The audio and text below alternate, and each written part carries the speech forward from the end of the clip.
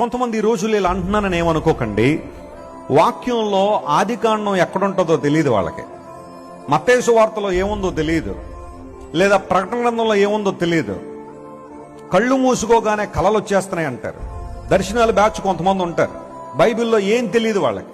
కళ్ళు మూసుకోగానే నాకు అలా కనబడుతుంది ఇలా కనబడుతుంది అని చెప్పి కొంతమంది ప్రజలను మోసం చేసేవాళ్ళు ఉన్నారు. చాలా జాగ్రత్త సుమ. అలాంటి వాళ్ళ దగ్గరికి కొంతమంది పరుగులు ఎత్తుకుని వెళ్తూ ఉంటారు.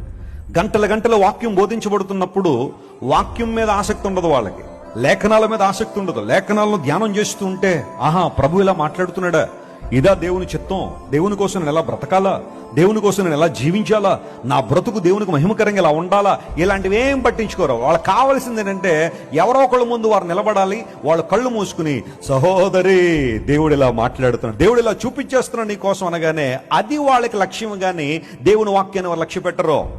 జాగ్రత్త వినండి ప్రియులారా.